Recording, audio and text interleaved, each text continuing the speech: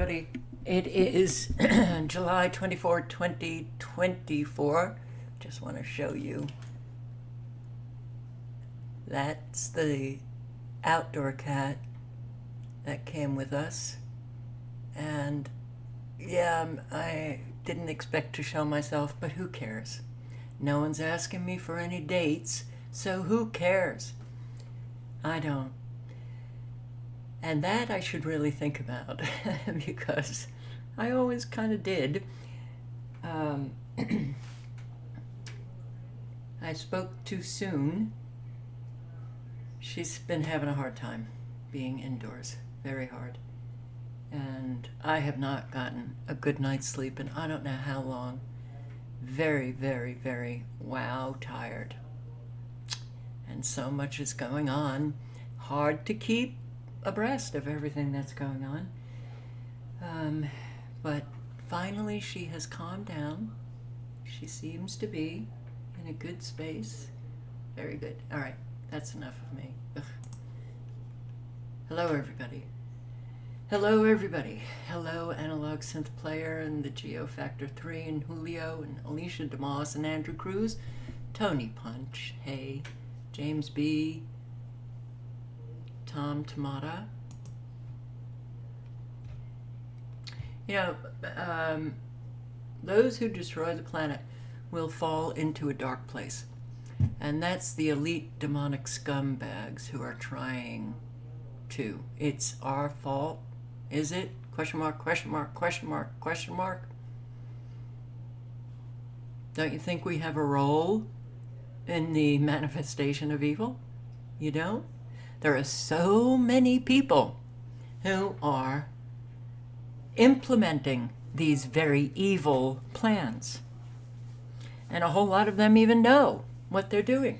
So yes, absolutely. We are part of life. And we help manifest goodness or manifest evil. James B., hi. Louisiana Skywatch, hi. Where else can you be a sinner and have a way out? Mapped for you in his holy word.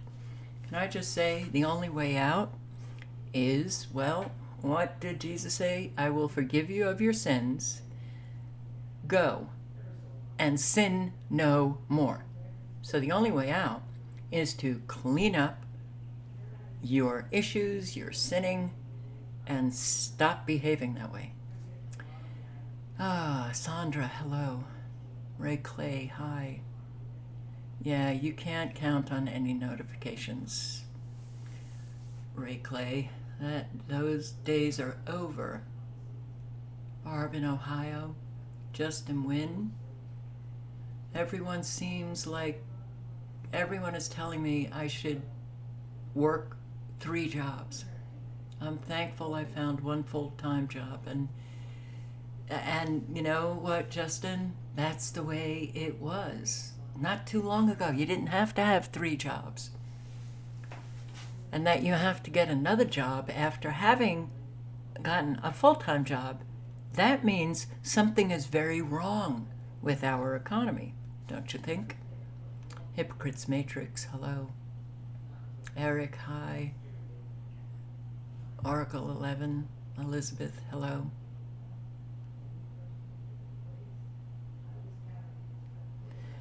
Yeah, a whole lot of people believe that they're just separate from everything that goes on when they're clearly not. Tonette, hello.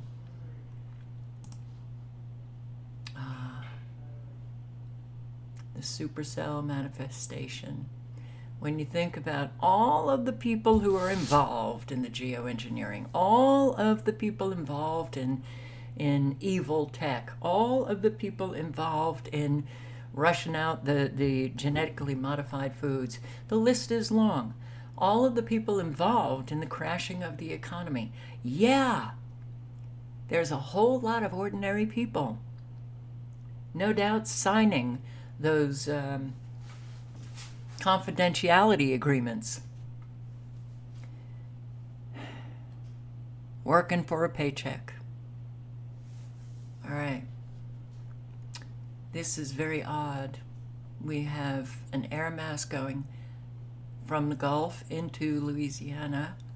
So it's going in a northeasterly direction, and we have this going right on the other side, going in a southwesterly direction. Yeah. And people will say, you're crazy. You're a conspiracy theorist. When you talk about weather modification and weather control, you're looking at it. They are controlling the air masses. And look at this. You got to shoot here from this weather front in the Gulf, and it's shooting off what I believe to be nanobots.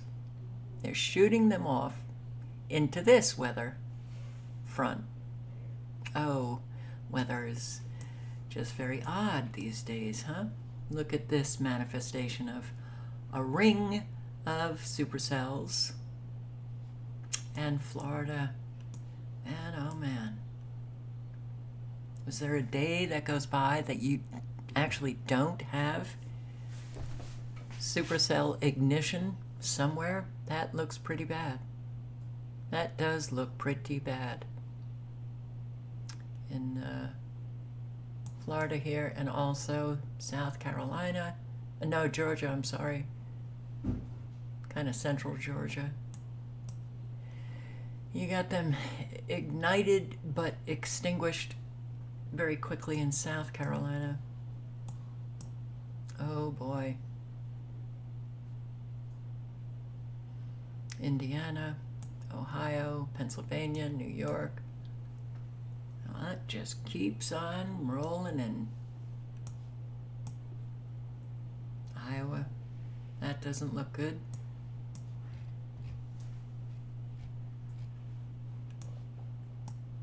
Okay, so when you see these supercells, just think it could be tornadic activity, it could be straight line winds, it could be flash flooding, it could be hail the size of baseballs, it could bring about anything.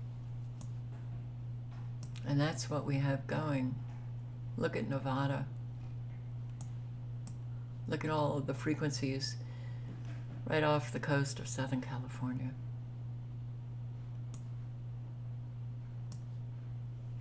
Well, so do we have any? Yes, we do. Well, let me refresh. No, good. It expired. Well, I shouldn't say good. Did you have a tornado in Virginia, Halifax, Pittsylvania? Pittsylvania? You have a Pittsylvania in Virginia? Pittsylvania, okay. I hope not. Severe weather, we've got them in Arizona, in Idaho, in North Carolina, New York, Oregon, Pennsylvania, Virginia. Wow. New York, Oswego.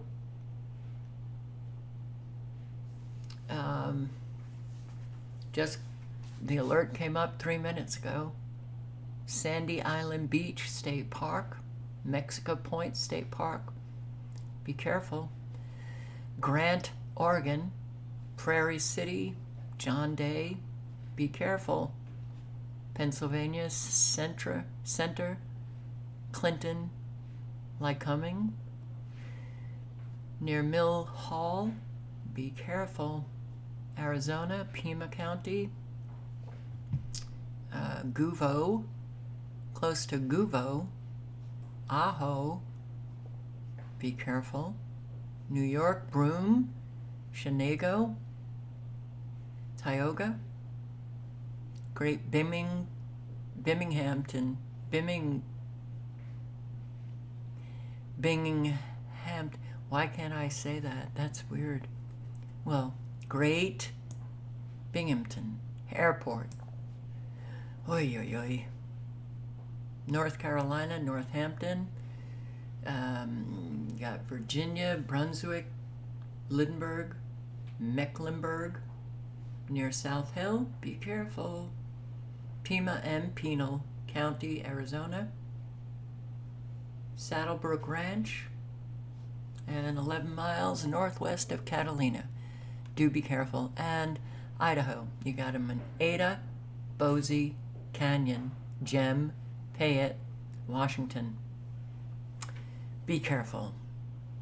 Again, I'll post the link.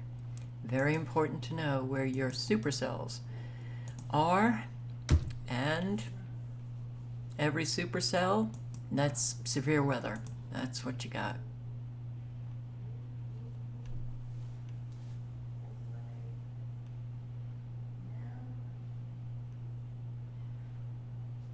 Okay. So, yeah, let's do it. Oh, I didn't set this up properly. Sorry. I am sleep deprived. And that doesn't bode well for cognitive functioning, you know? Yeah. One more. Okay, so let's get into it. Weather warfare. Weather warfare. Here, I'm going to start with this. An 80-year-old woman, I can't take this. Houston. No power, significant damage for weeks after Beryl. 80 years old, and this is how she was left to live. 15 days. That is how long it's been since Hurricane Beryl hit the Houston area. Since that time, an 80-year-old woman has been living with extensive roof and water damage. In fact, many of you have been commenting on our Click to Houston article about her, concerned about the possibility of mold. Our Rowan Belogan live in East Houston now with how a nonprofit, Rowan, is stepping in to help her out. Yeah, Lisa, first you mentioned mold. It's something the retired nurse here has thought about. She's had to call the ambulance to her home twice since Hurricane Beryl hit because she wasn't feeling too well. Today, that nonprofit stepping in a bit to help make a patchwork on the roof. Now she says she's feeling a little bit better. Nothing else. For 16 days. 80-year-old Lottie Bennett dealt with an open roof after a tree slammed onto it when Hurricane Beryl hit. The roof finally getting covered after days of rain. How do you feel? I feel much better. I feel better because last night wasn't a very good night. How so? How was it? Oh, the rain. I got puddles in the carpet and everything. The stroke survivor gives us a tour of her home, showing the damage Beryl left behind. So, how do you feel through all of this? I feel horrible. Forgotten. Because how can you expect someone to really go to sleep and sleep at night knowing the tree is down? You said you feel forgotten. What do you mean by that? And forgotten by who? About the city. Anytime that I have to pay a bill or something, you expect me to pay the bill because I've used the appliances and everything, right? Bennett said a representative from Reliance visited her home last week. She was under the impression they would fix whatever power issue she had, but it didn't happen. The rep told her to hire an electrician to make repairs to the wires and weatherhead. I know that they can't do everybody, at once, but show some respect that you do care. Now, Bennett tells me after unsuccessfully attempting to sleep in the home again last night, those storms really prevented that. So today, she's considering relocating to a hotel. Why do people do this to other people? But she said something very significant there, which was, show some respect, show that you care. But don't have it be a show. Have it be genuine. And thinking, the neighborhood could come together and help this woman. I feel very badly for her. It's a horrible... How do you live? I mean, have you seen how much rain Texas has been getting? And she's got this hole in her roof? Houstonians eyeing relocation. Apparently, there's a huge percentage of Houstonians wanting to get out of Houston. I wonder why. Major corporations don't want to come to Houston if every other month or so we're getting these storms that knock out power for multiple days. A serious concern raised by Councilmember Edward Pollard, and just one negative ramification of our community's lack of resilience.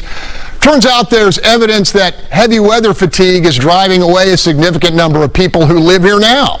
Polling just last year from UH's Hobby Center found 57% of Houstonians surveyed have reconsidered relocating, or just considered it, not reconsidered it, from the area, and half of those folks conceded severe weather was a major factor behind the inclination to move. Panel, those numbers were gathered before the destructive derecho and the misery inflicted by Hurricane Beryl. Bill? Did he mean to say barrel? I think, but it sounded like pearl. Louisiana Skywatch, I agree. What's sad is that if the lady wasn't on the news, no one would have even tried to help her. Where are the neighbors that check on their elderly? Durkee Fire, Oregon. Not good. Durkee Fire continues to burn in eastern Oregon. I-84, the interstate, currently closed from Ontario to La Grande, and Abby Wilt has been there and is now in Baker City. Abby, when we checked in with you about 12 o'clock, things were pretty significant. How have they changed, or do they remain the same at this hour?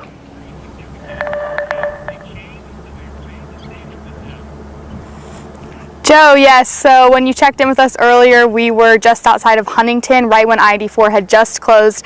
Now we are up in Baker City. We got evacuated to Baker City, where there is not an evacuation notice right now, whereas in Huntington we were on a level 3 evacuation.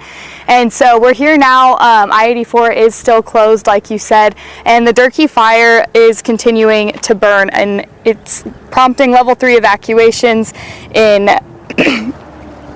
Huntington, Wye Valley, and it's right now nearly 240,000 acres, but it's 0% contained as of what we know. Again, like I said, there are level 3 evacuations in place for Wye Valley, Huntington, the area south of Powder River, and Timber Canyon to Snake River. And people who are evacuated can go to the Red Cross shelter in Ontario at the Malheur County Fairgrounds, where they're handing out food and water and can house livestock. And a Durkee Fire information officer tells me that 6 additional fires started last night on the east side of I-84 due to dry lightning, so they're battling those now. Fire crews haven't been able to do a full assessment yet, but as of now, last I heard, no structures have been reported burned. And we did talk to Allison Osman, who lives right outside of Huntington. She says the fire fully surrounded her home, but the firefighters on scene that were alongside her neighbors were able to save her home. So we had the fire here, the fire there, and everybody just came together, and I mean, it was not fun, you know, but it was actually amazing how everybody just kind of pitched in and did what needed to be done. We can get so much done if everybody would just pitch in and work together. This is 0% contained, with an awful lot of evacuations. Oh, I dread what we will be seeing with this Durkee Fire. Durkee Fire in Oregon displaces many. Fire is raging. There's nothing more disconcerting than a big knock on the door. It wasn't a knock, it was a pound. A pound, pound, pound, pound. And I have a dachshund, Tucker, and he went nuts. And we opened up the door. Get out now, leave now. This minute, leave. Vicki Cannon was one of many near Huntington, Oregon, forced to run for their lives in the face of the 116,000-acre Durkee Fire. And it's hard to run or drive when you can't see. I have never seen so much smoke on a freeway. Cars that you can see on the freeway, you could no longer see. And we were bumper to bumper. Here is the Red Cross shelter set up at the Malheur County Fairgrounds. The Red Cross taking care of weary evacuees. They're very tired. It was very stressful last night for them to have the folks, the public safety people, knocking on their door saying, "Hey, it's time. You need to evacuate." They were very very stressed out and confused when they got here. Many slept on their cars, others on air-conditioned cots inside because temperatures overnight into Monday morning stayed in the 80s. And shelter will likely be needed a while longer thanks to continued stormy weather. The Red Cross says they'll be there every step of the way. Because the Red Cross is just so swell. I posted videos on the corruption in the Red Cross. Not helping an awful lot of people, staging their operations. It was all staged. They weren't helping people, but they had the video and mainstream media reporters out there. I think that was, oh God, that massive hurricane in New York years ago. Wow, I can't even remember the name. But, yeah. The higher-ups, though, in the Red Cross make an awful lot of money. Red Cross is a government institution. Mass evacuations in the Philippines. Ayan na po yung third alarm.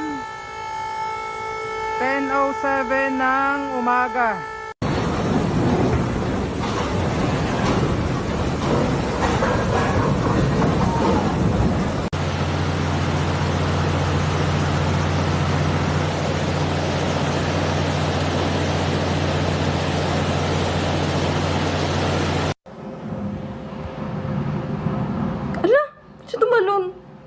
Paano ang tulay?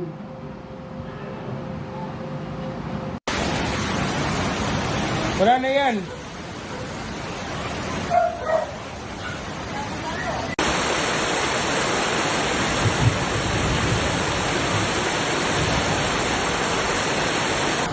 Ang makulit to, tumuloy pa yung dalawang kotse na yan. Tumuloy pa.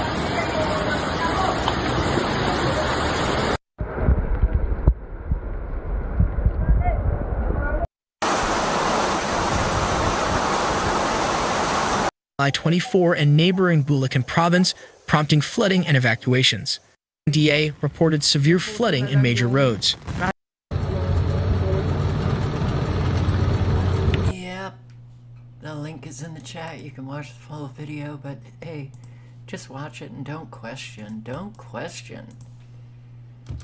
how these floods somehow manifest all over the world now, simultaneously in a whole lot of places. Sandra, you right, a woman was murdered just up the street from where you live. Scary times we live in. Well, that's quite right. You live in a town of 7,000. She was 72, killed by female roommate of 61. She was wrapped in a tarp, investigating how she was killed. Okay, well, I guess now, I don't know, consider who you take into your home. If they're a stranger, really spend time trying to get to know them. People aren't right.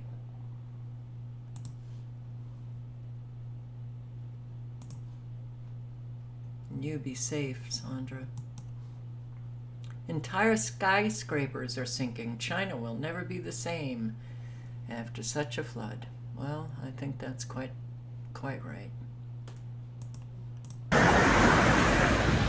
The information in the video shows an incident in Henan, China.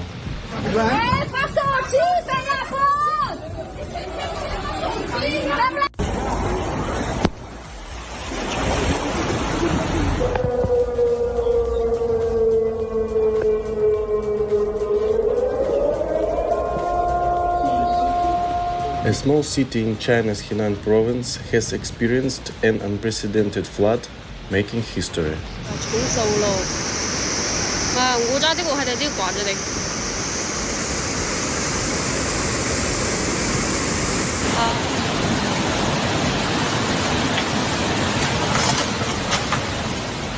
Within just 24 hours, the city received nearly a year's worth of rainfall, totaling.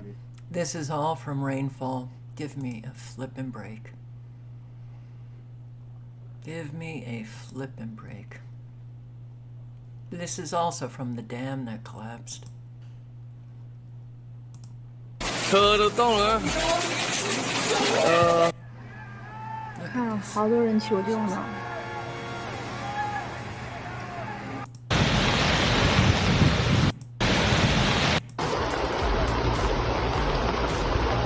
You have alligators in China? Oh my God. They have alligators in China?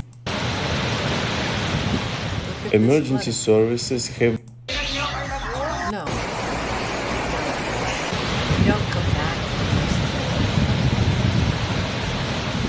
The military has also been. Oh God. And Barb, you're absolutely right. I've been saying that for years. You do not know anyone until you live with them for a while, and even then you may not know them based on their behavior. Is their behavior consistent and they are a reliable human being, or is their behavior inconsistent and they seem to change from day to day? It is unfortunate that there's a lot of people who are really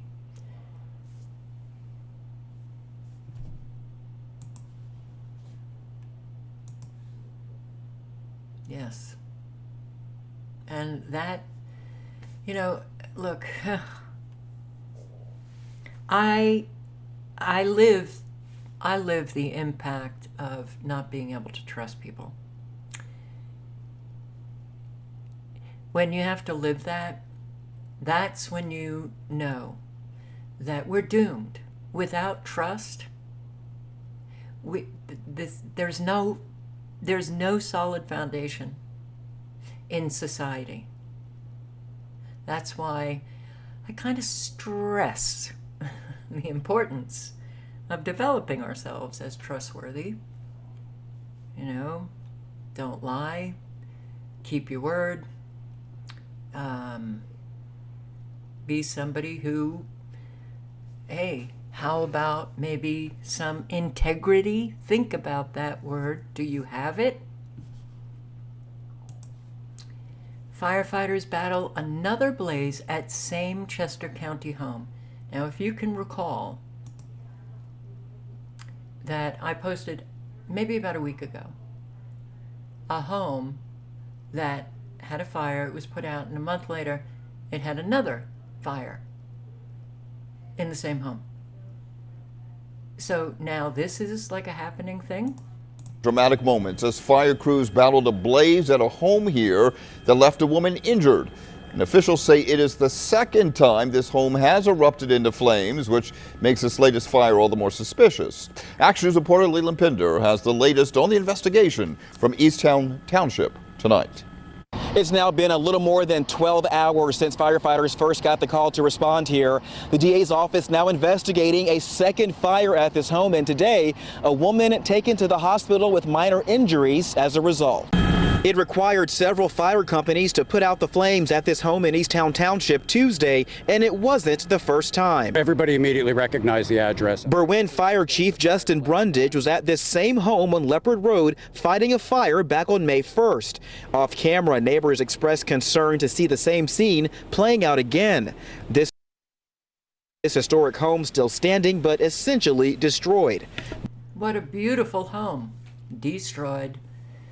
A whole lot of homes are going up in flames, and how about 2 Fair Oaks homes, fire damages, 12 safely evacuated, but 12 who are now displaced, needing another home.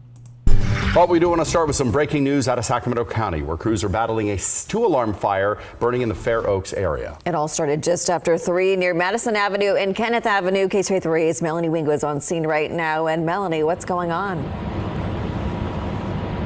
Yeah, we still have a massive response out here at this location. According to Sac Metro Fire, they will begin to release some of the crews as they are able, but this rose to 2 alarms after this early morning house fire that started around 3 o'clock, and I want to get you closer to see exactly what fire crews are working on right now. According to Sac Metro Fire, 2 homes involved in this particular fire. The one you're seeing right here, right now, is where the bulk of the fire activity happened. And then off to the right, there's another home that also received pretty bad fire damage as well. 2 families displaced, 7 family members in one home, 5 family members in another, and several animals involved that were all pulled out safely, the humans at least.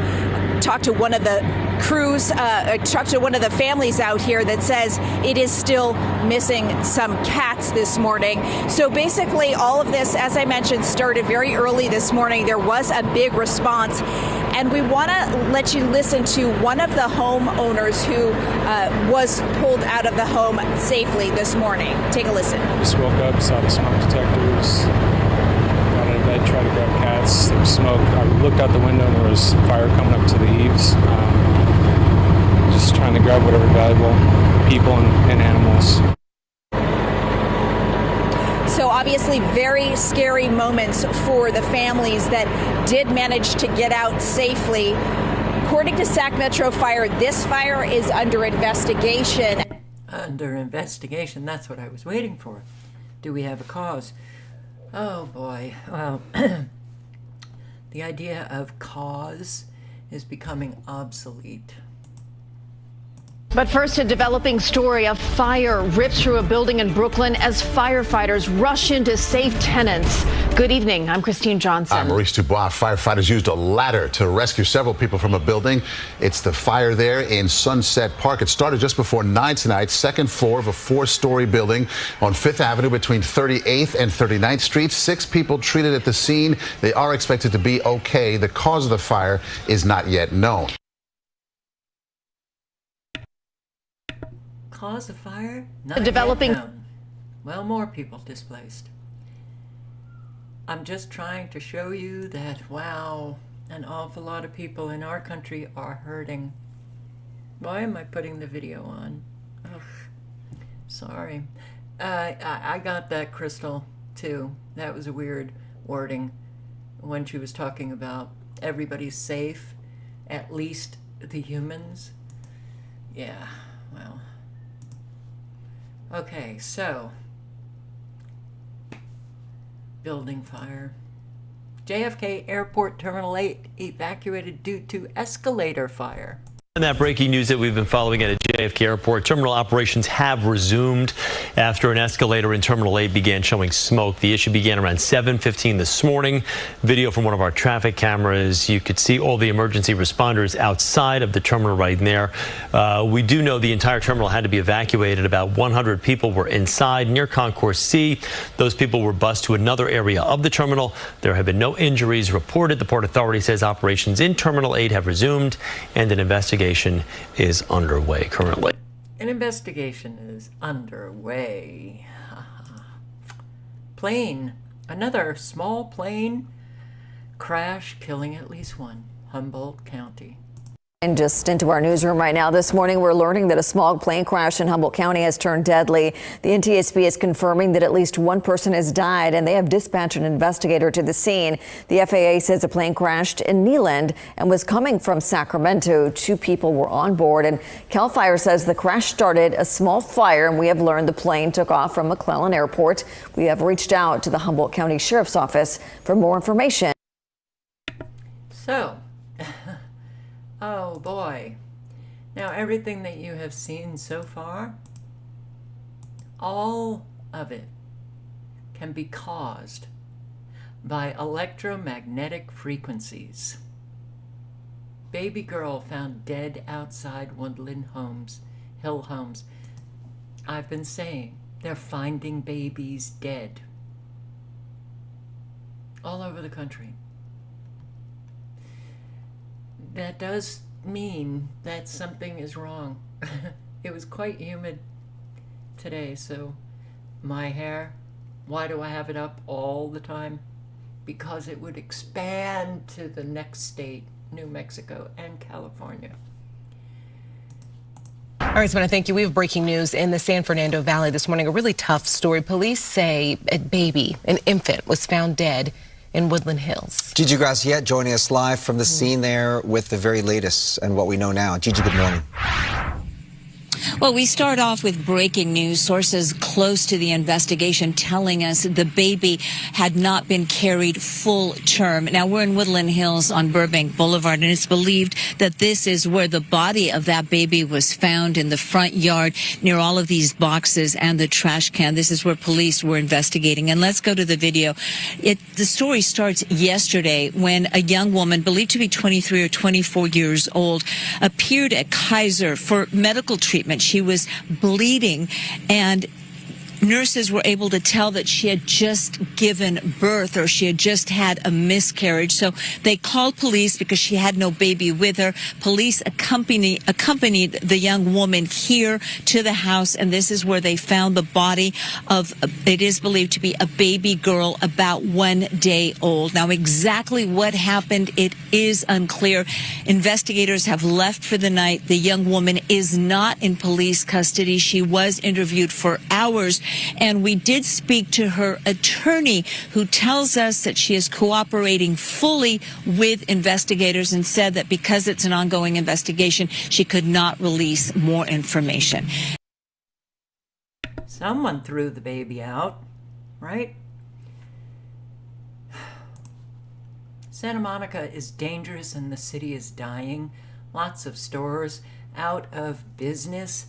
And, you know, in the late 70s, I was in Santa Monica. I lived on the Venice Boardwalk and Hollywood, West Hollywood. It was a very different time.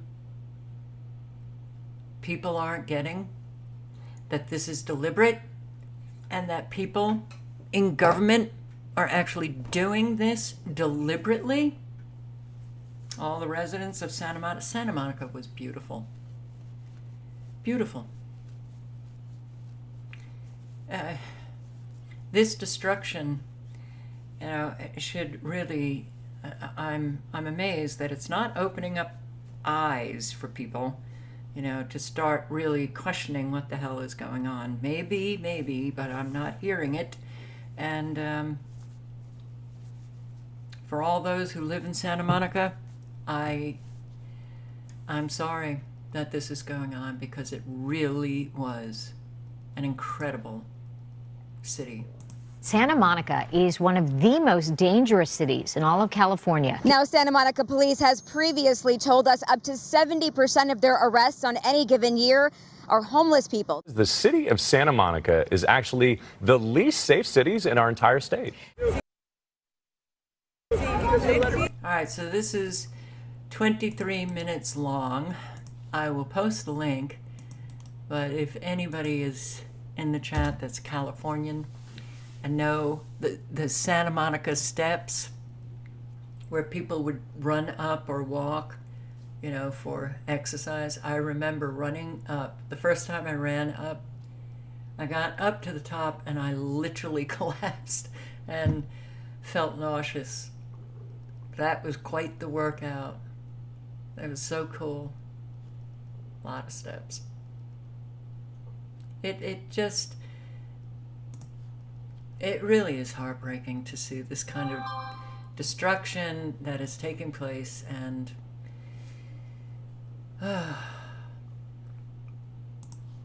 yeah, but I lived there when I was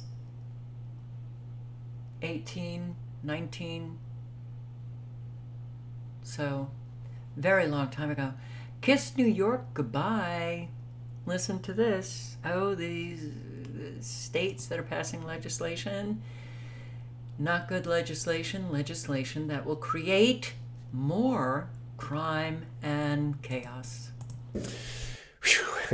Just when you think it couldn't get any weirder, this housing market has been like an episode of The Twilight Zone. The biggest bubble ever recorded in world history is producing some very odd byproducts, my friends. Very odd indeed. And this is all because of affordability, or lack thereof, rather. Now we're seeing the Fair Chance for Housing Act. The Fair Chance for Housing Act. And what it really boils down to, we're going to cut over and read a little bit here in a second. What it really comes down to, this is insane. It's coming, I'm sure it's coming to wacky California next, and probably a city near you, so buckle up and strap in. Insanity. I'm going to explain a little bit, because I love people. I love people with success story. I love people with a comeback story. Absolutely. We've all got a comeback story. Absolutely. But this is just, it's just leadership overreach now. And it's all because of the housing bubble. We wouldn't be having this conversation if it wasn't for the housing bubble. It's so unaffordable now. If you're restricting people to where they can apply because they have a criminal record, well, we can't have that. That's discrimination. Well, maybe it is. For me, I have to protect my existing tenants. If you're my tenant, one of you nice folks, and I'd love to have any one of my subscribers, so if you're new, subscribe, because I'm going to help you guys understand the best way to buy, rent, sell houses. That is my goal. You need an agent willing to put your needs before their own. Good luck with that. This is probably the only place you're going to get it. I have to take care of you. I have tenant mix, I can't move in. Pants sagging, yo, homie, what's up? I'm your new neighbor. No, I'm going to start losing my other tenants, and then my whole building is now compromised. They're asking landlords to compromise their buildings by no longer doing criminal background checks. In fact, originally, they didn't even want you to screen if it was a sex offense. Are you kidding me? Can you imagine that? Can you imagine that your kids, you're at home, and you get a convicted felon with that kind of rap sheet on him? Shame. Oh yeah, I'll put the link in the chat. Yeah, SCDHL. Just want to point out your comment. I know the slander of those who claim to be Jews and are not, but rather are members of the Assembly of Satan. How about all those who claim to be Christians and are members of the Assembly of Satan, living a satanic lifestyle? That's the problem. A whole lot of people claim to be something and they're not. Woman charged with killing Dallas store clerk to steal bottled water. People are killing people over nothing. We've got a lot of people who are killing other people, and this is happening on a daily basis. Dallas. The affidavit says Horn then grabs her water bottle and leaves the store on foot. That's when another employee followed the shooter southbound on Interstate 35 to 12th Street. Arresting officers arrived and began searching. The affidavit says an officer observed a bamboo tree fall and looked in the direction of the trees when he saw Horn matching the description. She then decided to run from the arresting officers, but they could still hear rustling in the tree line. They saw her exiting a backyard fence and placed her in custody. Officers found a black 9mm handgun on top of a fence post. It was loaded with a round in the chamber and 10 rounds in the magazine. Turns out Horn was already wanted for a shooting 3 days earlier on July 5th. The affidavit from that case says she knocked on the door of a home on Alameda Drive. Suspect Horn pointed a handgun at the face of complainant and pulled the trigger. The firearm jammed and did not fire. She then tried again. This time the weapon fired and complainant was struck in the right arm near the elbow. The victim survived and told police Horn dropped possible drugs on the ground. Police recovered K2 synthetic marijuana from the scene. It is unclear. Are you sick of this? Aren't you? Aren't you very sick of this? I am. Oh, all right. Fast in. This is Neil McCoy, Ward. British general makes shocking announcement. As we go into the future. And it's amazing that back in 2020, I said the key year is 2027. And that's basically what they've now confirmed. They've said the key year is going to be 2027 for all of this conflict. And they're not even hiding it anymore. This is the surprising thing. It's basically out there. They've put it all out there with statements, with a plan, with troop numbers and equipment and everything else. And they've got the whole plan. They're telling us, they're calling it a fight against the axis of evil. They're comparing it to Nazi Germany. They're saying it's Russia, China, Iran, North Korea. And this is who we're going to fight in 2027. Yes, that is exactly what's... Let's get onto the shared screen here. In fact, one other thing. Some weeks go by and it's just crickets.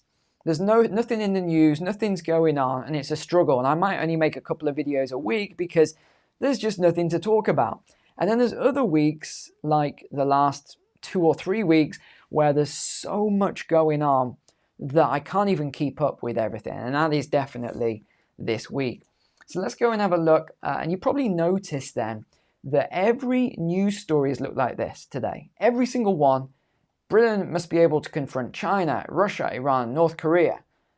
What's the next story? Oh, and by the way, if you notice one thing about all of these, they all have British Army action shots. So you'll notice every article has got several of these action shots. Okay, what does the FT say? UK has 3 years to prepare for war. Again, another Army action shot. It's all the same headline. UK chief says UK must double its lethality or be prepared for war in 2027. Again, Army action shot. Britain must be ready for war in just 3 years, new Army chief warns. Again, same thing. UK must be ready for war in 3 years. Again, another story. This is the same story. Russia, China, Iran, North Korea, the axis of upheaval. All right, I'm going to post a link. You can watch it. War is coming. I would be surprised if it takes that long, actually. The link is in the chat. 14-year-old arrested in brutal Manhattan bat attack. Even the children have gone violent. Now to an update on a brutal bat attack on a woman in Lower Manhattan. Police now to an update on a brutal bat attack on a woman in Lower Manhattan. Police now say a 14-year-old is in custody, facing charges of assault. Video shows 2 masked suspects following a 58-year-old woman from behind last month and then just hitting her with a bat. They tried to grab her bag, but they were unable to grab it and ran off empty-handed. It happened on Monroe Street near Market Street. The woman was not seriously hurt. Police are still searching for the second suspect.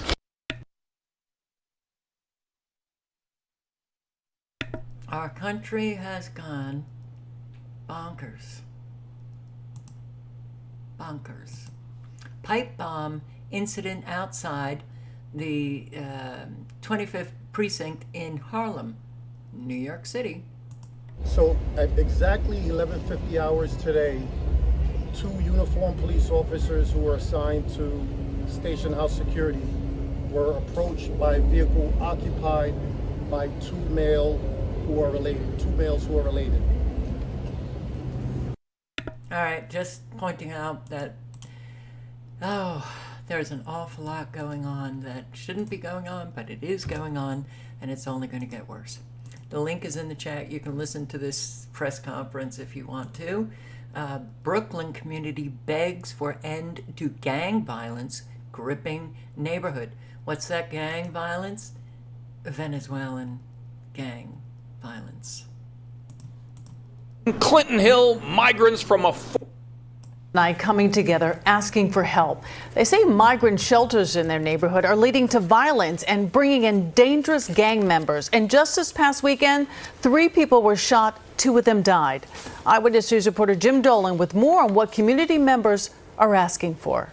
In Clinton Hill, migrants from a 4,000-bed shelter nearby fill the sidewalks. They sit on park benches, on stoops and curbs, under the BQE overpass. So many people crowded in here, residents feared what was coming. We have been witnessing the escalation in violence on the street and in the community for months now. We've been pleading with the mayor, as we've seen increased violence, that this was going to be inevitable. And on Sunday night, it came. 2 people were murdered here, a 3rd critically injured just outside one of the 2 adjacent shelters in Clinton Hill. It is a neighborhood now pleading for help. In the lead! Residents came together tonight to demand the city provide more protection for them now and move to downsize the two enormous and crowded migrant shelters in Clinton Hill. There is simply no universe where you can cram 4,000 vulnerable people together safely. Do you believe us now?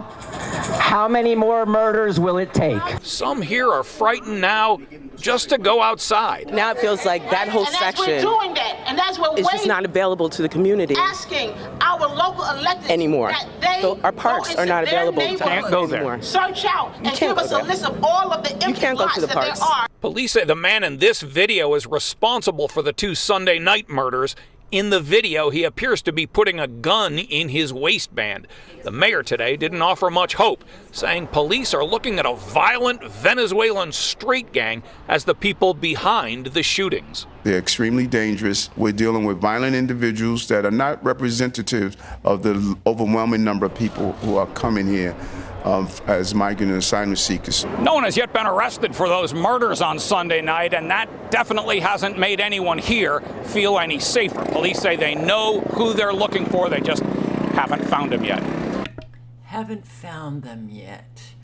SCDHL, let me ask you, if I went to DC and joined that protest of a psychopathic, evil Netanyahu speaking to Congress, would you consider me to be a supporter of Islam?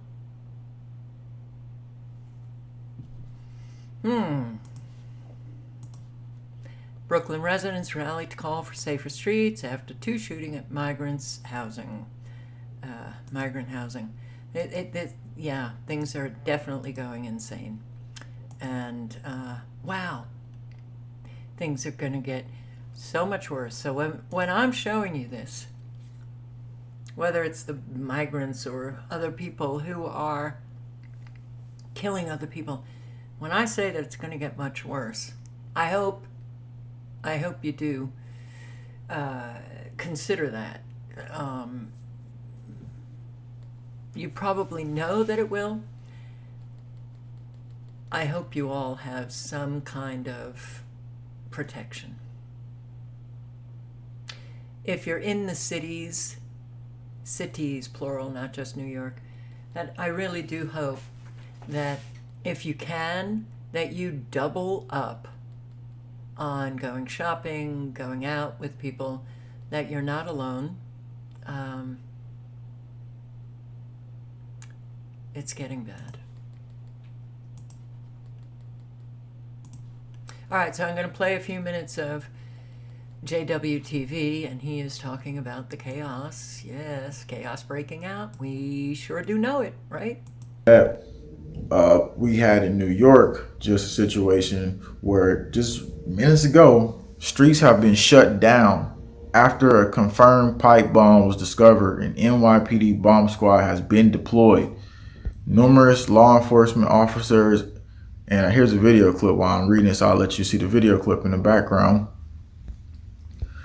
So numerous law enforcement personnel have been deployed in Manhattan, New York, shutting off streets. And it says they confirmed the pipe bomb was attached to bottles, to hairspray bottles. Wow, somebody put it on hairspray bottles. Was discovered. Police are making people avoid the area. And so because these explosive devices could be by nearby and they're evacuating buildings and stuff like that. So this is what's breaking out right now. Authorities are investigating the origins of the device and increased patrols are in the area. Look at this on screen right here. They put maggots in this freaking hotel. Some of the pro-Palestinian protesters did. It says, this was just 3 hours ago, pro-Palestinian protesters have caused chaos at the Watergate Hotel, releasing maggots on Netanyahu and setting off fire alarms. And it says, watch as pro-Palestinian protesters and other activists caused chaos at Watergate Hotel last night, and then going into today, we'll show you what's happening on the streets. So they completely messed up Netanyahu's hotel, completely destroyed it, completely maggotized it. Wow. That's pretty intense, huh? I'm going to put the link in again because he does show more chaos. And SCDHL, I'm just pointing out that the people who are protesting, Netanyahu speaking at Congress, he's a war criminal, protesting the war and the killing of children, and a whole lot of innocent Palestinians to say that they're supporters of Islam is quite a presumption, a huge leap that you should consider.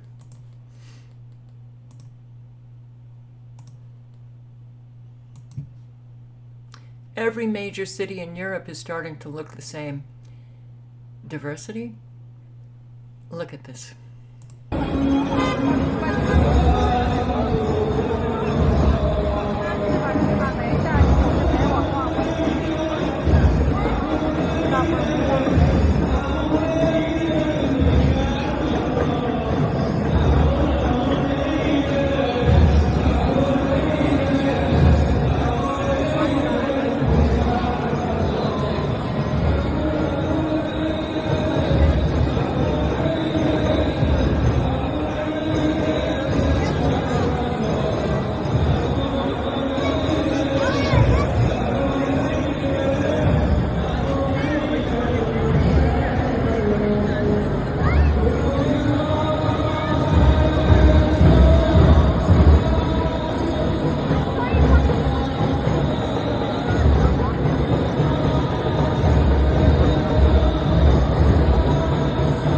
Is that London? Is that a city in England? It looks it, the double-decker bus. I don't know. So, can't play this, it won't play. Oh yes, it will. Okay, but what is this? Ireland, drone footage of the ever-expanding migrant camp where thousands of military fighting-age men will be housed and paid for. These encampments are being constructed across the country on agricultural land and taxpayer money being used to convert existing buildings for additional accommodation. The EU just awarded Ireland 200 million euros for good behavior. Yes, the daddy and mommy just gave you an award for your good behavior, you Irish treasonous bags. One of those goals means Ireland has to import and home a number of migrants regardless of their impact on local communities' infrastructure and the objection of the vast majority of Irish people.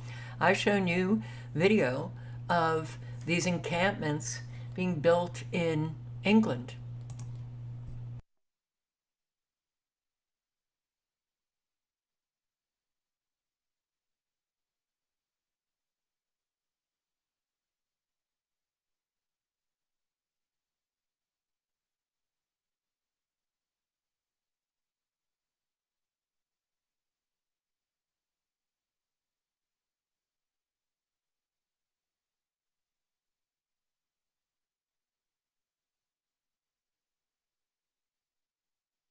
Oh my God, it was 33 seconds long.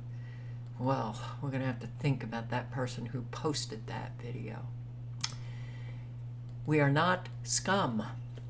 This was a refugee center at a school, a protest in Dundalk, which I'm going to guess is Ireland?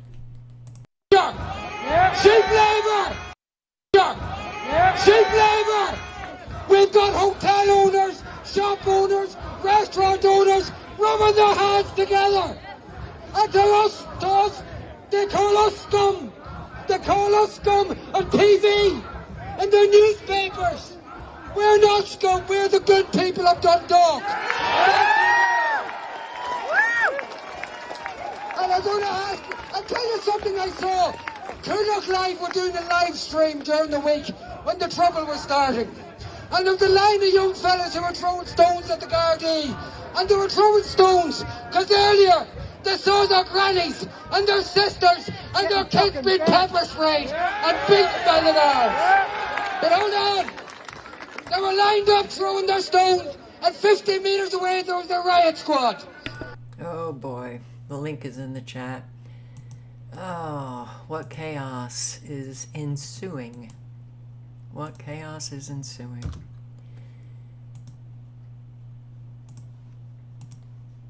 In a powerful display of solidarity, the last young Irishman has walked off the construction site, refusing to participate in building a migrant village.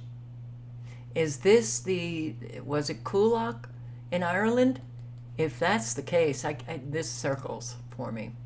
Doesn't play. So I'm going to post the link, but wow, that is very cool. So the protest, yeah, a whole lot of people just want to say, what are they protesting for? Protests don't do it. Look,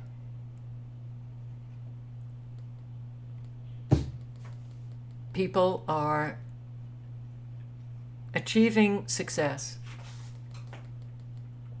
They need more people out there to protest all of these agendas, obviously, right?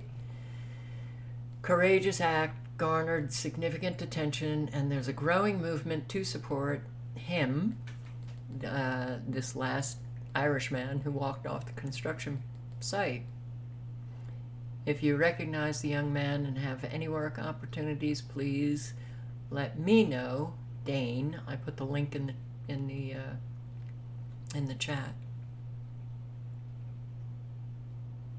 Very good. Happy to hear that. Now, what else is happening? Is in Spain. Pilar Hernando lives on the outskirts of Palma de Mallorca. Her home is a caravan and she showers at the local sports center. The 45-year-old has struggled to find work and says she cannot afford rental prices, which have risen significantly on the Spanish holiday island, partly due to a tourism boom. Everything goes up. Prices go up, rents go up, everything goes up except the salary. Hernando is one of a number of Majorcan residents living in caravans parked in makeshift camps. Many have been priced out of the housing market by landlords preferring renting to tourists, often via apps such as Airbnb. Another camp resident is Begonia Iglesias. There's too much tourism. They let the owners set super high rent prices because they know that every week, every fortnight, they have different people. Spain received 33 million international travelers up to May, 14% more than the same period in 2023. In the past decade, rental prices have risen 158% on the island, according to property listings website Fotocasa. The trend has led to protests on the island as well as other parts of Spain. Last Sunday, about 10,000 protesters took part in a rally against mass tourism in Palma de Mallorca. While local authorities have provided a recycling system for the caravan sites, residents say there is only one place on the island to dispose of sewage. They say they are also not allowed to open their windows or place a table outside because they are parked in a public space. Police have threatened them with fines, while the local government said it cannot provide any more facilities and referred them to social services. Bringing down Western countries. And there's so many different ways in which they are doing that. All right, quickly, Wells Fargo layoff. 95 more workers in Hillsborough. And let's just listen to a few minutes. Unlocking job search success. I will post the link. I'm not going to play the whole video. Look at that sky. Look at that engineered sky. Ugh. Okay. There's a whole lot more that we don't know of, that are looking for jobs, unable to find jobs, laid off, unemployed. Yeah. It did a poll on YouTube and 450 people voted. And guess how many people are unemployed? 20%? No, it's actually 30. So let's go and actually read what the poll asked for. So, are you currently unemployed and look for full-time work? And 30% from 454 people said yes. So they're actually looking for full-time work. 30%. I'm not surprised. I feel like the whole world is either at risk of getting laid off, just got laid off, or has been unemployed for a while looking for work. So what do you recommend for these people that are about to, because I always tell people, oh, get your resume ready. But what do you think if you're like, hey, I got a secure job? What do you say to these people that say, I got a secure job, not in my industry? So you need to be networking right now. If you think your job is safe and you're comfortable, you're not. Newsflash, you should be networking. You should be stoking the fire of your network so that the coals do not grow cold. Because if you get laid off or if you want a job search someday and you need to get the fire going again of your network, which is the best way to find a job these days, it's going to take you months. But if you're already caught up with these people, then it'll be easier for you to tap into your network and pick the fruit from the trees that you planted long ago. I think that's good advice, but I think it's advice that worked a while ago. I don't think that advice even works because there are too many looking for work and there isn't any. Greg Manorino's video today, I think the last one that he posted was the free fall. It's happening, and it's fast and hard, and people are really feeling it, the economic free fall. And let's see, Cold Feet buyers backed out of deals at record rate in June as home prices hit all-time high. 56,000 home purchases were canceled.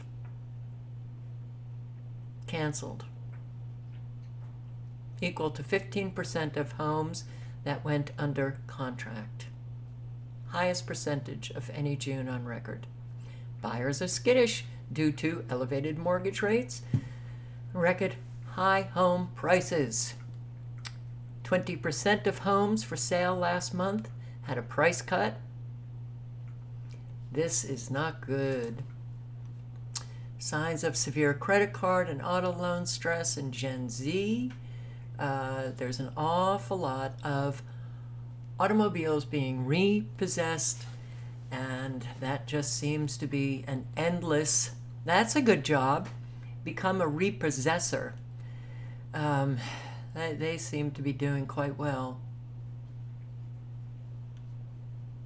Wow. So yes, of course, Americans are falling behind on their car payments. I can't get Fox News anymore because I can't figure out how to get this thing off. I don't have an ad blocker. Thousands of homeowners could face foreclosure over zombie mortgages. About debt that may come back to haunt you. Potentially tens of thousands of homeowners are suddenly facing possible foreclosure after making mortgage payments one time for years. National consumer correspondent Usher Qureshi is here with what you need to know about so-called zombie mortgages. Usher, good morning. Good morning, Nate. Well, if you've ever taken out a second loan on your home, you could end up with something that turns into a zombie mortgage. This can happen when you lose track of your loans and your lender isn't sending you statements regularly, making sure you pay on time. You miss payments, that adds up, and then the debt collector can come after your home. This is gorgeous. Thank you. Your little sanctuary. Sanctuary, yes. After this Iraq War veteran came home to California, she built her own tranquil backyard getaway to find a little peace after years in a battle zone. And what do you use this space for? Meditation, for sure. A home she calls the heart of her family. But last year, after more than a decade of paying her mortgage on time, Laverne Simmons found out she could lose it all. Were you surprised when you got that notice of default 10 years after you got your loan modification. Definitely. I haven't been late or asked for a payment arrangement or anything. When Simmons took out a second mortgage in 2014, she believed her new monthly payment covered both her original mortgage and her second, but she was mistaken. When you buy a house, federal law requires your lender to send out periodic statements so you know how much you owe. Simmons says over 10 years on her second mortgage, she never got one. With interest and late fees piling up, her original $65,000 loan ballooned to more than $140,000. She has to pay up or lose her home. They were ready to strike, like a snake, you know? They was waiting for the right moment. Her loan servicer, Real Time Resolutions, recently settled a class action lawsuit with a different homeowner who claimed she'd been foreclosed on without ever receiving the required monthly statements. RTR denied wrongdoing and told us they aren't interested in speaking with us. It's been pure hell. I served my country. I got injured in Iraq. I come home and this is what I have to go through as a veteran. Exhausting me, huh? Yes. She turned to California realtor Rich Sherman, who says he's seen it happen to more than 100 homeowners like Simmons.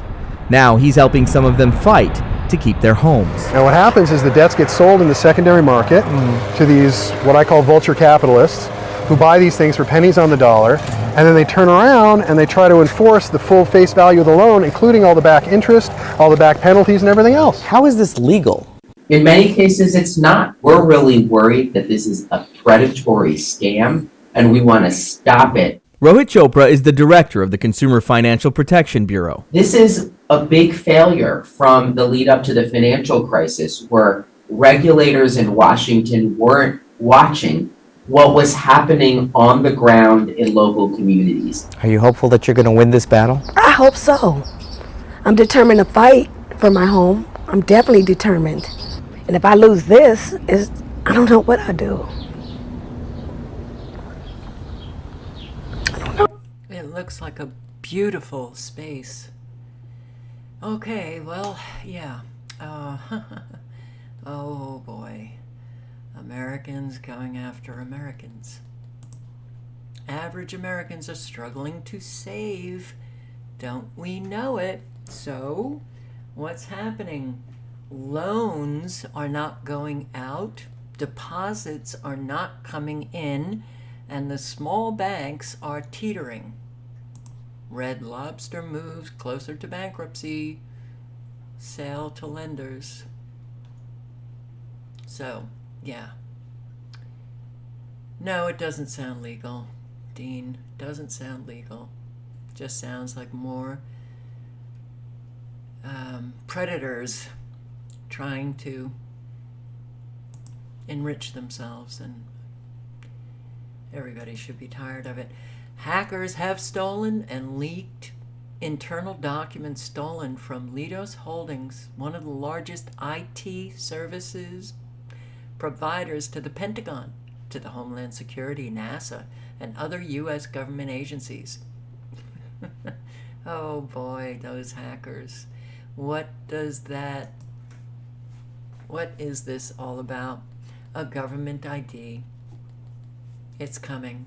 We're going to have to get a government ID so that they know exactly what you are doing. And if you're hacking into, well, for sure, Pentagon, Homeland Security, etc., your government ID will be able to catch you. Biden signs executive order in effort to prevent possible strike at New Jersey Transit. People can't strike anymore?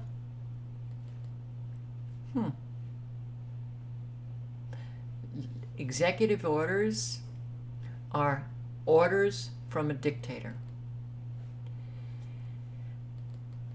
But Americans, this has been going on for a very, very long time. A whole lot of presidents do it. They violate the Constitution when they do it. They usurp congressional power when they do it by writing legislation themselves. I don't like executive orders. Trashes the Constitution. But that's trashed anyway. Trump confirms Netanyahu meeting at Mar-a-Lago. Oh, wow. Trump's all in with the psychopaths.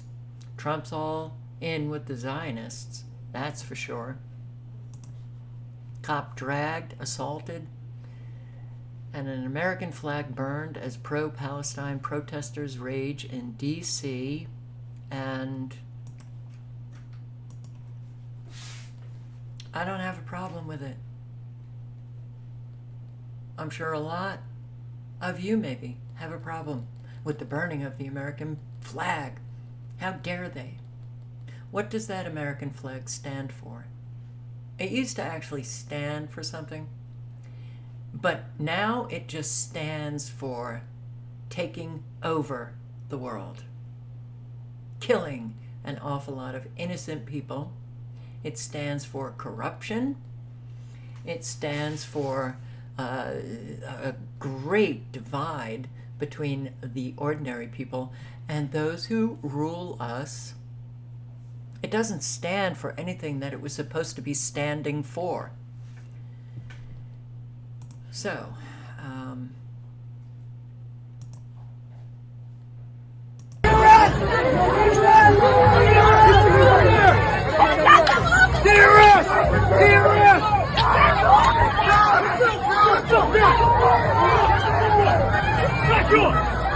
Back up! We're back, you fucking idiot! We're back! Shut the fuck up! Get the fuck off him! Get the fuck off him! Shame on you! Whoa, he's strangling you! oh boy. Heating up, huh? Definitely heating up.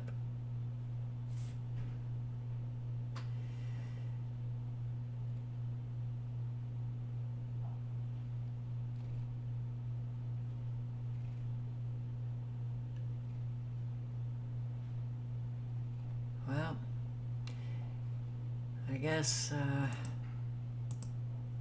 whole lot of people have very different opinions about what's taking place, but I will tell you flat out, it doesn't mean that you're supporting Islam. It doesn't mean that you're supporting a terrorist group. You want the killing of children and innocent people to stop. You want the occupation to stop. You want people to be free.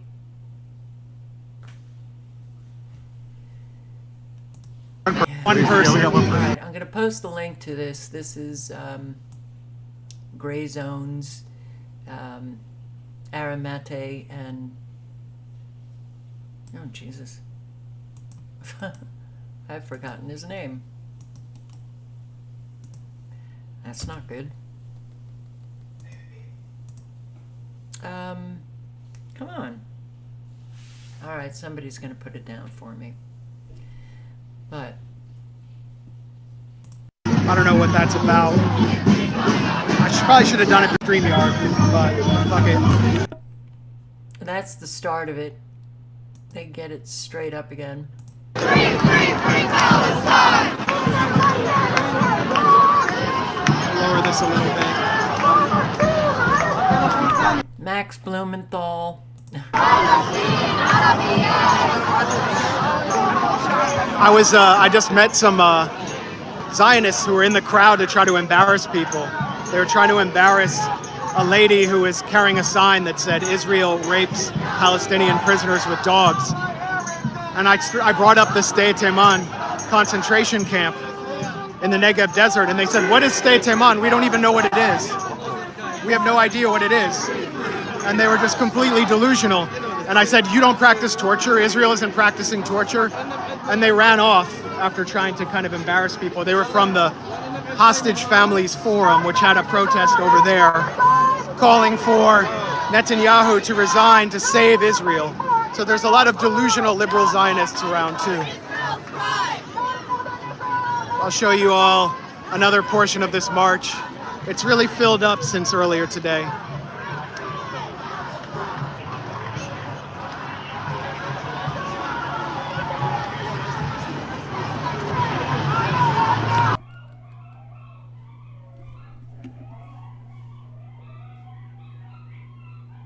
What is going on? What the hell is going on?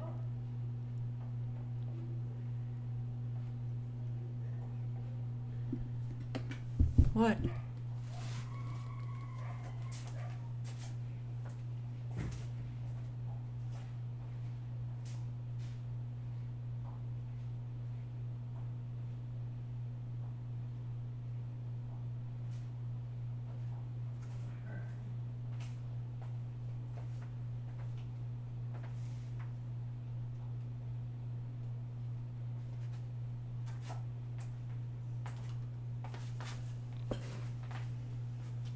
If anybody has a place for me to rent for $700 or $800, please contact me. Please? Yeah. Okay. What?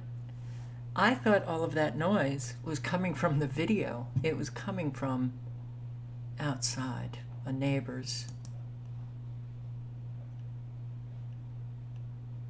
Yeah.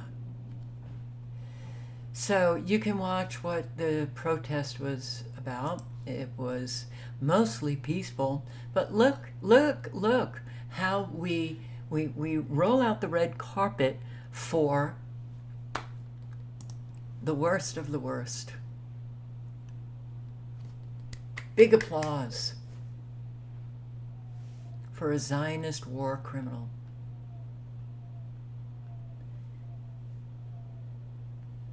When will Americans ever get their heads straight?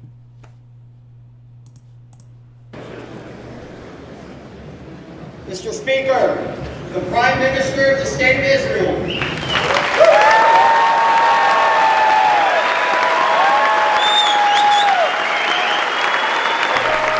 Standing ovation.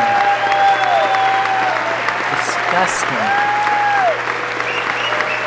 Disgusting.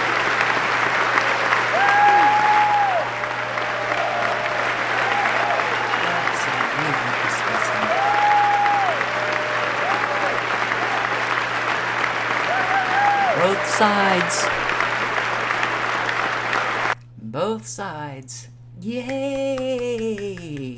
The baby killer, the children killer, causing so much suffering to a people that do not deserve it. We all know that. And yay! Isn't this great? Isn't it? He's just so fabulous. We stand for nothing, and we stand for war.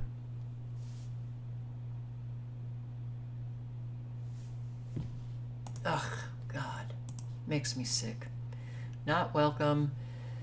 Not welcome. Jewish and Palestinian activists protest Netanyahu's address to Congress. 400 arrested. Country to protest Israeli Prime Minister Benjamin Netanyahu's address to a joint session of Congress.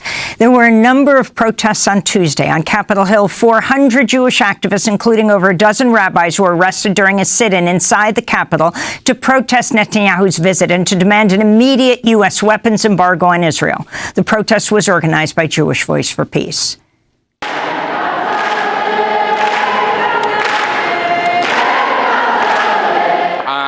Jewish American. My grandparents survived the Holocaust, and growing up I was always told that we should never let anything like the Holocaust happen again.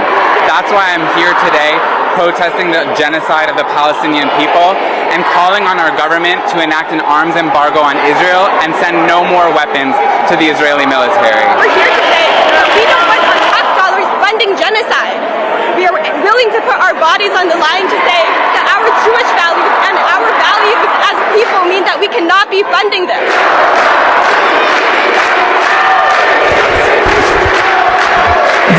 Voices from the Jewish Voice for Peace sit-in inside the Capitol Tuesday. Palestinians in Gaza have also criticized U.S. lawmakers for inviting Netanyahu to address Congress. Kazem Abu Taha is a displaced Palestinian from Rafah. Netanyahu is embraced by the Americans. He is being provided with meals, food, and drinks. He is being hosted in Congress while we are being killed and slaughtered. We are being slaughtered by American planes, American ships, American tanks, and American troops. Everything that we are killed with is American. Biden blesses any operation and any killing and any massacre. The U.S. blesses it, Congress blesses it, Biden blesses it, and the White House blesses it. So the United States is not a partner, it is the reason for the war. We're joined right now by three guests taking part in this week's protests. Noah Grayevsky is an Israeli-born member of Jewish Voice for Peace. Linda Sarsour is a Palestinian-American Muslim organizer attending today's mass protest.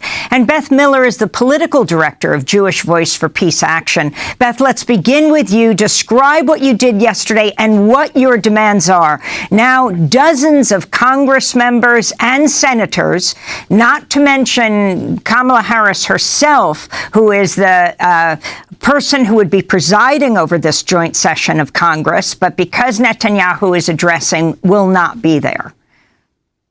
Yes, thank you so much for having me on, Amy. Yesterday, Jewish Voice for Peace organized a sit-in at the Capitol to make it very clear that we, as American Jews, think it is absolutely shameful that congressional leadership has invited a war criminal who is currently leading a genocide of Palestinians in Gaza to address a joint session of Congress. It is an affront to the ideals of human rights and of freedom and of democracy. And in this moment, in this week, we felt it was absolutely critical. Jewish Voice for Peace organized this protest to make clear that we, as Jewish Americans, are speaking out and saying that this cannot happen in our name, and more specifically to make clear that we need to keep the focus on what our government is doing. We are not simply watching something terrible unfold in Gaza. The Biden administration and Congress have sent weapons and billions of dollars in military funding to the Israeli government that is using those weapons and using that funding to carry out a slaughter of Palestinians in Gaza. Almost 40,000 people killed, including 15,000 children. Starvation. We're on the brink of famine in Gaza. And so the message of this protest was to say, we are calling for an arms embargo now. Our government, the United States government, has to end its complicity in this genocide. And if we want to reach... It's not just complicity. We have direct involvement in what is happening there. A desperately needed ceasefire. That means we need to pressure the Israeli government, pressure the Netanyahu regime, and say, enough. We are not sending any more weapons. We're enacting an arms embargo now. And that was the clear message of this protest. Okay, I'm putting the link in. You can watch the full video. It is. I don't even know. There are no words. There are no words for how low this country has, just gotten.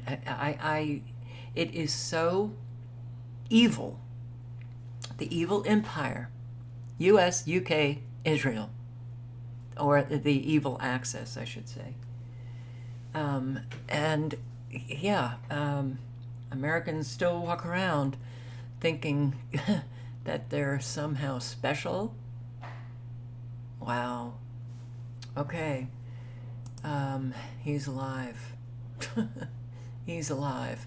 But can we believe it? Unless this is a cheap fake, we'll wait to hear from, Karine Jean-Pierre for confirmation. Yes, the head liar of the Biden administration. I have to say that I don't think we've seen the actual Biden in years.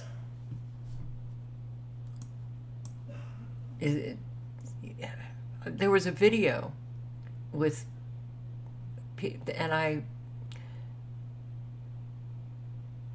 this was years ago that I saw, and I think I posted it, with Biden doubles getting out of cars. Biden doubles. Yeah.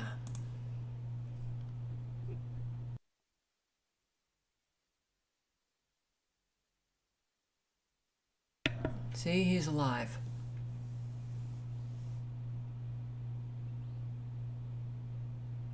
Oh, God. So, yeah, we've got this enthusiastic crowd chants, "Lock him up," as Harris leans into prosecutor attack on Trump at first campaign rally. You go. Oh, there was a problem providing access to protected content. Good, because I don't give a shit. Milwaukee. Crowd of thousands of fired up Democrats chanted, "Lock him up." Oh God, this is going to be such a spectacle. And I'm having a hard time even looking at what's going on now. But Kamala Harris doesn't scare Republicans, but Mark Kelly absolutely should. Okay, what do we know about this senator from Phoenix, from Arizona, Mark Kelly?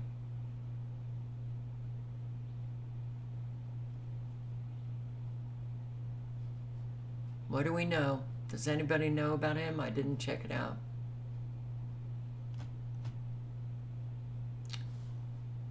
All right. Warning, they just changed the rules on us. Community guideline strikes. Watch it. Don't post anything offensive to Kamala. Did I pronounce the name right?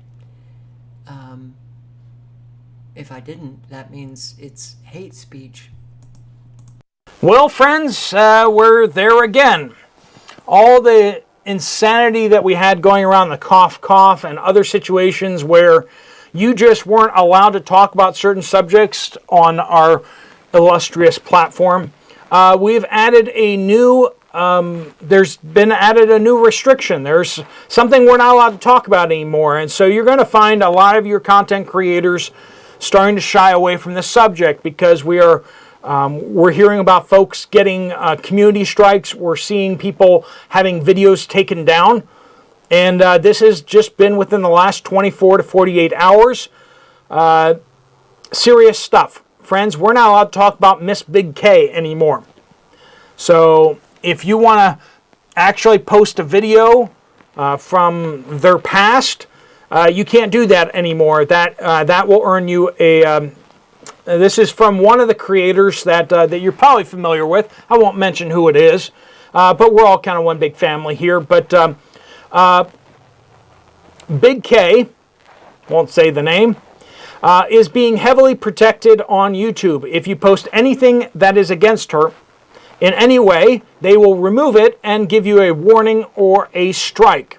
I played a clip that actually really happened, and they're saying it's egregious misinformation and impending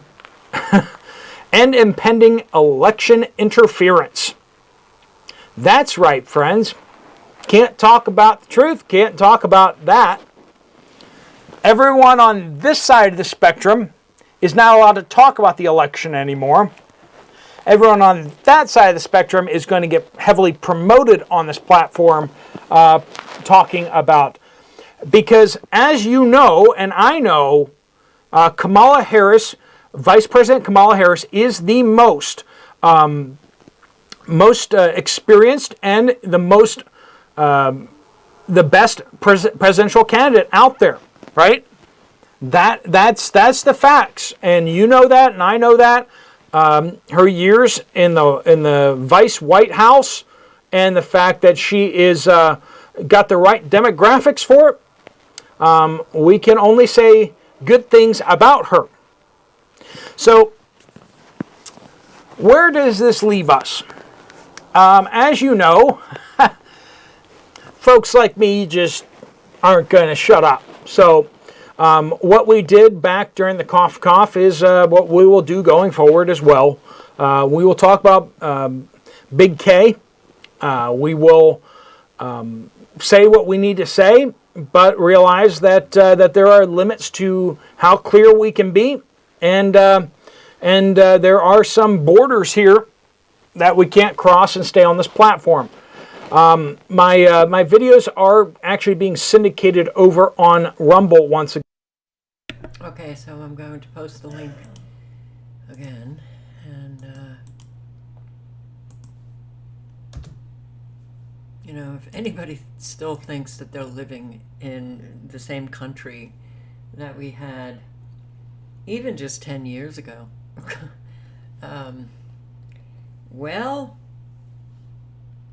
I have a bridge in Brooklyn that I'd like to sell for an awful lot of money, if you don't mind. Harris leads Trump 44% to 42% in U.S. presidential race.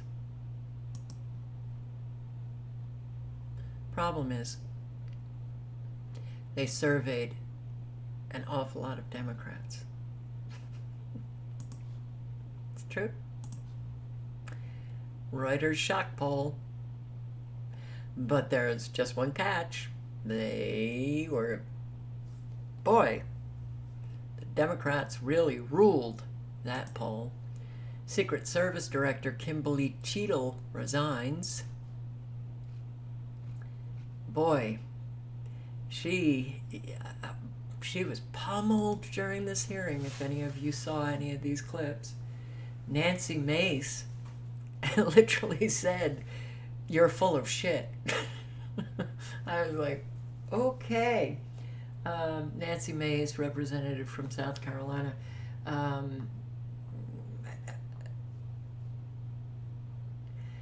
We didn't hear this kind of stuff during congressional hearings, but she was asked if she was going to resign, and she said no. And then she did. I think the pummeling from that hearing, and it lasted for about 4 hours, got to her. Got to her. Here it is. I would have to get back to you. That is a no. You're full of shit today. You're just being completely dishonest. Mr. Chairman, Mr. Chairman, I want to. Come on. We have to maintain decorum in this committee, no matter how have you provided upset we any get. and all memos to this? Decorum. Oh, decorum. It's the worst of the worst, but hey, do your best. Committee that we've asked you on July 15th. Have you provided all memorandums within the Secret Service? I would have to get back to you on that. That is a no. You are being dishonest or lying. Like you're being dishonest here with this committee. These are important questions that the American people want answers to, and you're just dodging and talking around it in generalities. And we had to subpoena you to be here, and you won't even answer the questions. We have asked you repeatedly to answer our questions. This isn't hard. These are not hard questions. No, they weren't hard. Does the Secret Service routinely record communications between and amongst detail? Radio communications? Any communication? Email communications are captured, as well as text messages, and then depending on the detail, radio communications are recorded. Does the Secret Service have recorded communications from the July 13th event? We do not have radio communications from that day.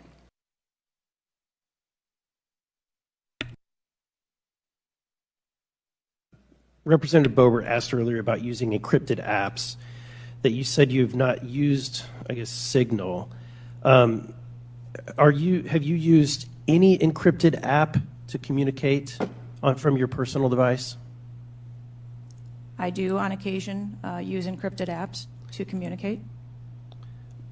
So you use some form of an encrypted app to communicate with people within the federal government, with local law enforcement? Whom are you communicating using the encrypted apps? Many times it's with colleagues and associates. So you're communicating with colleagues on a personal device? There are times that the Secret Service, when we work internationally with some of our partners, that they don't have the same texting capability. And you're not able to do that with your government issued device? recently we have been able to install some of those apps on government devices. Okay. Let's talk about some of the things that we can get access to. I'm actually shocked that you are using your personal device and encrypted communication tools. I think that might be the most shocking thing that I've heard today. I didn't expect for you to say that. No, you didn't? You know, do you know what Stuart Knight did when he was in charge at the time of the Secret Service? You know what he did afterwards? He remained on duty. He resigned. He resigned. And Stuart Knight was not a Democratic appointee or a Republican appointee. Look, I'm not questioning your judgment. I just don't think this is partisan. If you have an assassination attempt on a president, a former president, or a candidate, you need to resign. That's what Stuart Knight did. He was a Republican appointee, and he took responsibility. And I think you need to reflect. This is not a question of you. It's a question of the American people. You cannot go leading a Secret Service agency when there is an assassination attempt on a presidential candidate. I would say that about anyone who is running. And so I guess my question to you is, what's the difference between your position and what Stuart Knight did? What I will tell you, sir, is that I am dedicated to finding the answers to what happened. And like every Secret Service agent, we don't shirk from our responsibilities.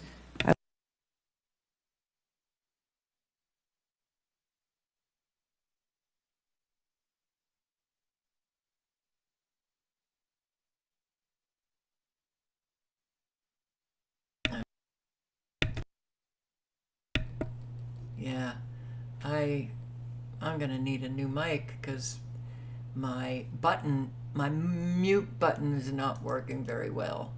So the link is in the chat. Interesting.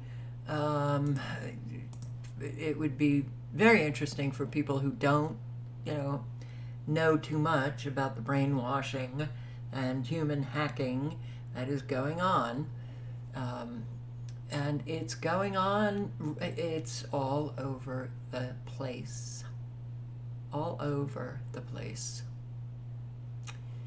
And unfortunately, there's an awful lot of people who are susceptible and have fallen already. So Neil Oliver interviewed Derek Broze. I thought that this was interesting. And I will post a link. It's an hour and 10-minute interview. But they're talking about spirituality here, and let's just listen to what Derek Broze has to say. You talked to as well, another word that jumped out at me, spirituality. People generally, I think, are quite wary about talking about spirituality and faith and religion, and things internal and transcendent. How do you characterize what you're describing as your spirituality? So I actually do define this. My first 3 books are called the Conscious Resistance Trilogy, and it gets all into this whole idea of the intersection of liberty and spirit. And I define spirituality as a practice or an experience that brings an individual closer to understanding their true essence, their true, what we are, whatever makes us up as an individual. And of course, that's a big question and a deep journey for each individual to. So I actually do define this. My first 3 books are called the Conscious Resistance Trilogy, and it jumps back. It's my father, and I've got drug addicts and alcoholics on both sides of the family. So unfortunately, I was exposed to a lot of this at a young age, and I think part of that was why I was so turned off spirituality or to the idea of that. And it took for me to have this really traumatic experience which it does happen to people. Some people get locked up in prison. They call it jailhouse religion. But for me, I think I know it was a bit deeper, because I realized, like, I'm here for a year. I've got nothing but time. What am I going to do to try to understand, like, how I got here? And that was, my grandmother started sending me books on prayer and meditation. She's been one of my greatest spiritual influences in my life. And so I started just, diving in and every day just putting time to be in that sort of meditative, prayerful, peaceful state, started journaling a lot and reflecting. And it led me to a place of not only exploring my own family history. My family is indigenous, native to Texas, has been there for probably ever. And so I've spent the last decades or so learning more about Native American spirituality in the U.S. So, I go to Sundance, and a lot of my prayers and my spirituality is based on that. I do believe in a creator, but it might not be the same language that folks might use if they're coming from a Christian or Jewish or Islam background. But yeah, for me, it's just tapping into something, again, whether meditation, prayer, a nice walk, being in nature, et cetera, these sorts of experiences that, cause us to kind of be in moments of awe where we step back and realize, like, I'm not the biggest thing on this planet. Maybe there is something bigger at work than me, right? And I think more and more of us are feeling that in the past years with everything we're seeing in the world. It's very interesting listening to what you've said so far. You started out by saying that you were interested in community and local activism. You're finding local solutions where we definitely have for a long time existed, certainly in a Western world of it being forced upon us that there are one-size-fits-all solutions that come down from above. Big government, big corporate decisions that we're all supposed to just accept, where you're much more about you're instinctively, or you have learned to be more cognizant of the individual. And then when you talk about your spirituality, I think it has a very personal and immediate sound about it. And I do think, and I wonder if the strength behind and the determination behind your activism is because you're a grassroots soul. That you believe that it starts with you, and that it's about finding like-minded people and finding solutions that fit in the immediate ecosystem, rather than waiting for some distant government solution to come down from elsewhere.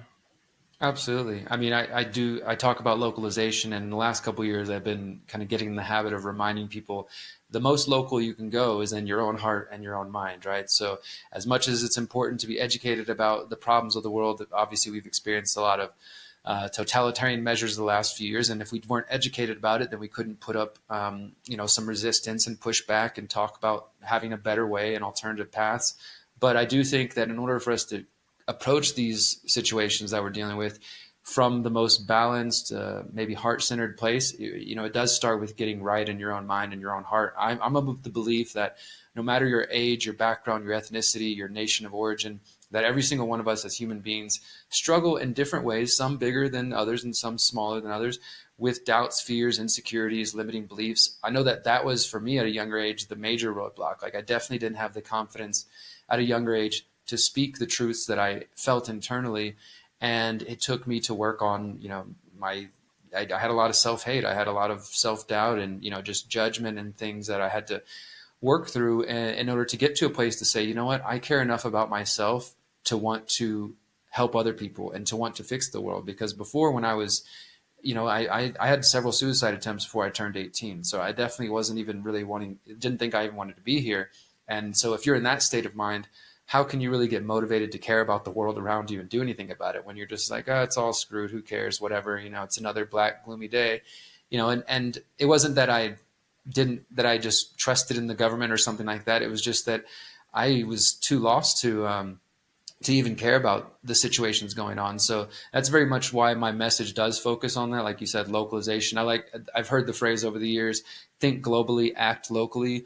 We're all facing similar problems around the world. The details might be different. The names and faces of the politicians are different. But ultimately, if we each do work locally, again, in our communities and in our own selves, and we're all kind of plugging away at that, inspiring each other, lifting each other up from a distance. And of course, with the internet, we have the beauty to have friends from all over the world and learn from each other and be inspired and motivated by each other. I think that really, it lifts us all up if we kind of just put our heads down and focus on what we actually can control. The link is in the chat. So, Louisiana Skywatch, you're saying that I should nix the chat when it posts. What was happening in the chat that I didn't see? Yeah. But I'm not even sure I can do that. The chat just comes up, or it doesn't.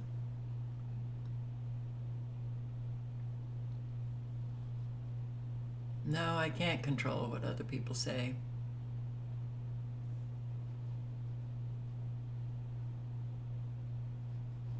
SCDHL, you are really at it tonight, aren't you? Sounds like hocus pocus, only pussies commit suicide. Wow. So much compassion.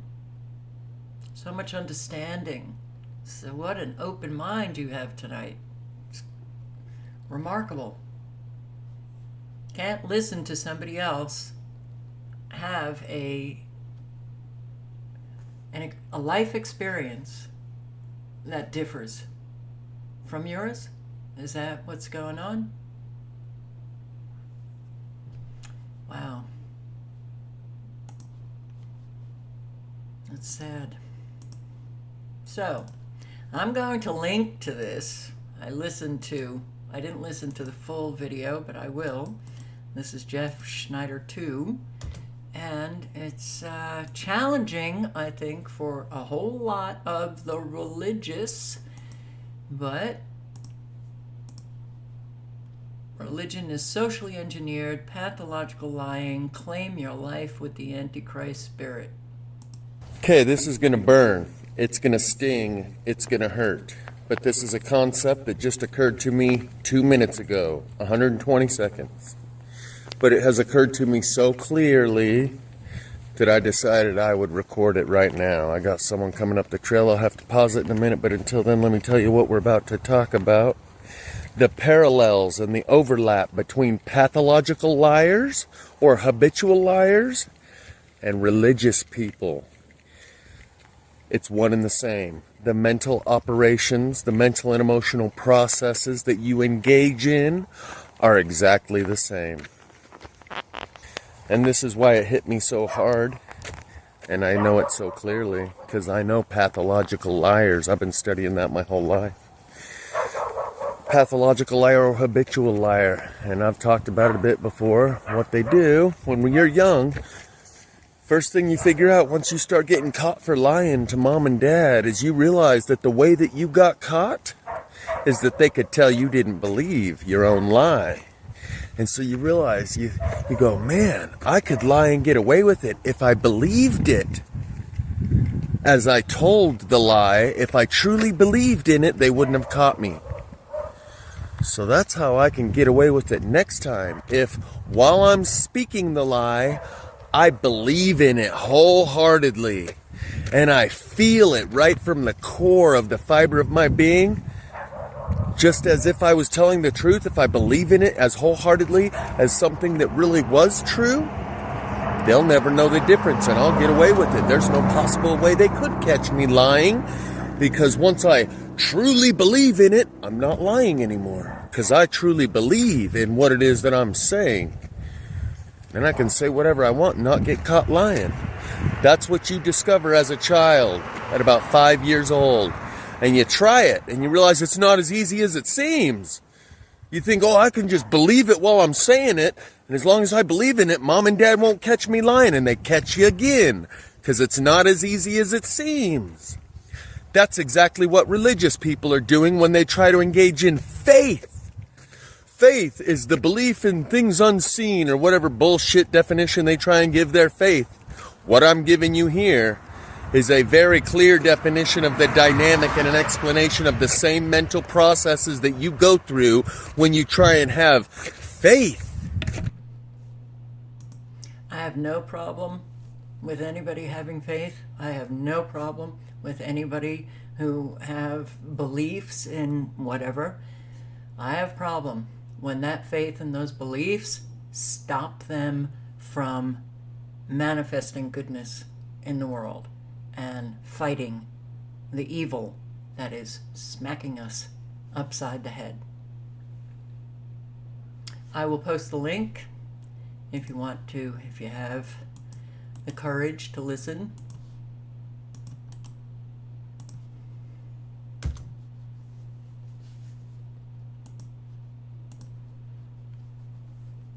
Oh, God. I'm not sure what's going on with you tonight, SCDHL, but it doesn't seem to be, let's say, jiving. It's not harmonious. All right. Another night. Thank you for showing up. Much appreciated.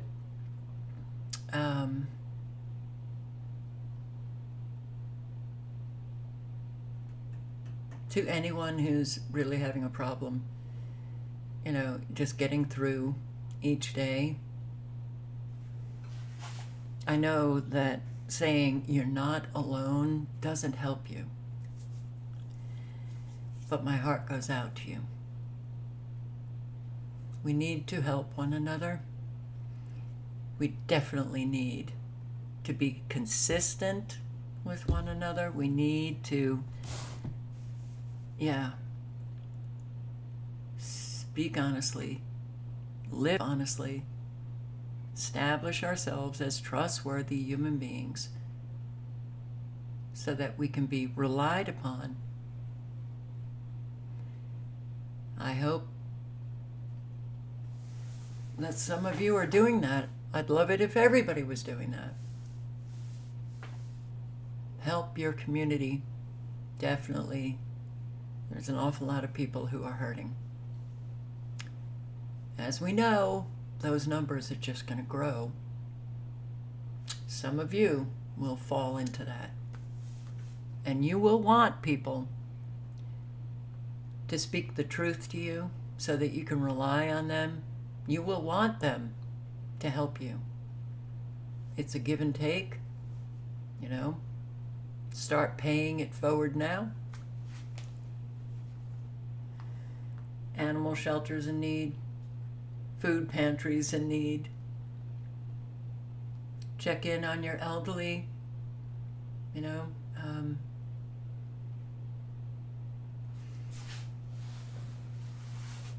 Do the right thing. Do the right thing. And we all know what the right thing is.